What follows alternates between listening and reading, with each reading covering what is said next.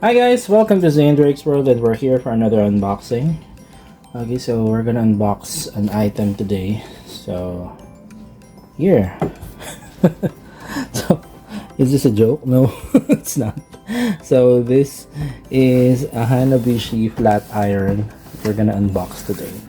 So, lahat naman, diba, ina-unbox natin. So, hindi naman bawal mag-unbox ng plancha. Okay, so if you're new to my channel, please don't forget to subscribe to Zandrake's World and hit the notification bell para updated ka sa mga upcoming videos natin. And also, don't forget to follow our social media accounts in Facebook, Instagram, TikTok, and X. Alright, so this is a Hanabishi flat iron HI-86. So there's a QR code here. Okay, if you wanna to check it out, then there's the website of Hanabishi. So myhanabishi.com and my Hanabishi appliances. Okay, pero tingnan natin yung box. The Hanabishi flat iron, so HI-86. So yan, dry ironing function. Yan ang mga functions niya. So adjustable temperature, overheat protection, and then 180 degrees revolving cord guard. Then pilot light indicator. So the rate voltage is 230 volts. Okay, so Philippines, so 220, 250, mga ganun ang voltage dito. So rate frequency is 60 hertz. And then the input power is 1000 watts. And then packing size, so ito yung size ng box. And then the unit dimension, yun yung mismong unit. Okay, so yan, tingnan muna natin yung box. Okay, so magkano nga ba ang plancha these days? Okay, so binili ko siya sa Pure Gold Price Club. I bought this for 570 pesos. Pakita ko sa inyo yung receipt. So this is 570 pesos. Ayan siya. Okay. Sa inyo Hanabishi HI-86. Ano dito mukhang 96 yun na sa resibo. Okay, so yan. Keep the receipt when you buy appliances like these, so that you can return it if ever may sira. Okay? So, ito, tinest naman ito doon. Pero gusto ko pa rin siyang i-unbox dito. Okay? So, ito. May plastic siya. Pero doon kasi, hindi na siya binalik sa plastic. Kasi nga, chinek siya, gumana siya, umiinit siya doon. So, pag binalik mo sa plastic, matutunaw yung plastic. Okay? So, i-unbox natin siya. Then, re-box natin kasi ibibigay natin ito sa ating Christmas party. Ang worth ng aming Christmas party today ay 500 pesos lamang. Kasi may mga umalma na mga katrabaho na mataas daw masyado yung napag-usapang umpisa na 1,000 pesos kasi daw marami daw silang attendan na Christmas party. Okay guys, so ito nga pala, meron din siyang naman na yung warranty card. Yung warranty. Ito na fill out yung names, yung name mo, address, model, purchase date, name of dealer. Ay, importante to para pag nasira, balik mo. Yan, ito mo send yung ito yung address ng service center pala. Hindi pala isa-send kasi. Ayan, guarantee certificate ang tawag nila, pero warranty. Yan yung warranty.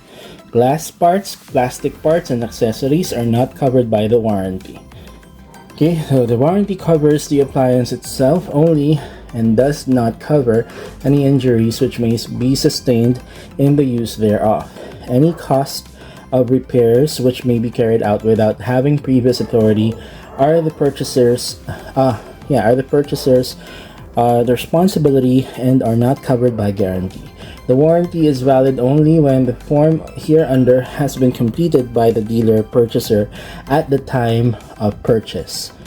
And the cost of transport to and from place of service to be paid by owner.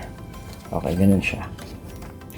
Alright, so that is a 1-year warranty on electrical parts, lifetime free service. Lifetime free service, I'm not sure what type of service you're gonna be providing. Not that too familiar. And this is the instruction manual. Okay. Ayan, dun yung makikita. Okay, know your iron. Okay, important safeguards. Okay, yan. Yan, basahin nyo. Hints before use. Okay, so lagyan na rin tong manual, tong video na to kung sakaling mawala nyo tong mga parts na to. Okay, so Know your iron, so heat insulating plate, yung nasa ilalim. Handle cover, yung handle, itong blue. And then the handle itself. Okay, the handle. No, yun yung handle, ito. Talaga ba? See? Okay, and then D is the sole plate, yun nasa ilalim. Ito yung insulating plate. And then so ano yung insulating plate? Heat insulating plate is this one daw. And then the actual sole plate is yung nasa ilalim. Yung pala yung nasa ilalim. So power cord protector is ito, itong puti. And then the indicator light, that's the one here. And then the temperature control dial. Ito yan, yung dial na sinasabi natin. Yung iniikot. Saan siya nakatapat, doon siya. Okay, so balik natin sa off. Ang plancha, kapag hindi ginagamit, make sure na i-off. Okay? Alright. Dry ironing, yun ang instructions. Basahin nyo lang. Yun na babasahin. Pause nyo. If you wanted to read through it. Then attention, and the plugging. Ito yung mga guidelines, other guidelines on how to use it. Alright. There you go. Ito na yung manual. Okay, so anyway, this is so hindi ko na siya sasaksak kasi gumana naman siya. Or saksak ko ba? Sige, saksak natin. Balik na lang natin siguro yung wire later. Okay, so once ay saksak ko to, pero pakita ko muna sa inyo yung itsura ng item. Okay, so tinanggalan natin siya dito muna. Mamaya babalik natin yung coil kasi natin ito, iregalo natin. So look at that. Okay, so hindi na siya yung usual na iron, yung bakal lang. Ito para siyang may plastic coating, parang yung coating na nakakita natin sa mga non-stick na mga pans.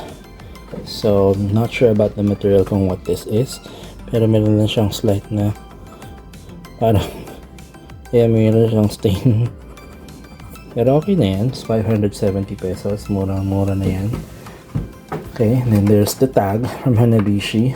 Okay, so non-stick sole plate. So dry ironing function, pilot light indicator, gaya nga nung sabi dun sa gilid. And there's the endorsers, si Bossing Vic Soto and Sarah Geronimo.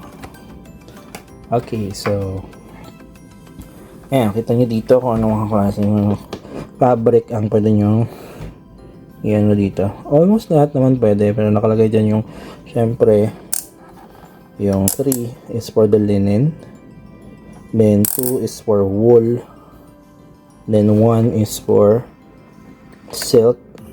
Okay, yung off. Okay, so ganito siya. Ito yung light indicator dito kung saan siya nakatutok. Yun yung dito yan sa may tawag dito yung dial. Okay, so nakatutok siya sa off, so naka-off siya. Kapag silaksa ko siya, dapat hindi siya iinit. So kapag inikot mo siya dito, ayan, 1, 2, and 3. This is max. Ayan yung maximum. Sobrang init yan. So mag-ingat kayo sa pagpa-plancha, guys. Hindi ka familiar sa pagpa-plancha. Okay. Ayan, So dahil yung 360 na coil niya. Right. So, yan na yun. Yan na yung mismong plancha. And then, pakita ko lang sa inyo kung anong itsura niya kung isasaksak natin. Okay. So, saksak natin siya dito. May taas. Okay, wait lang.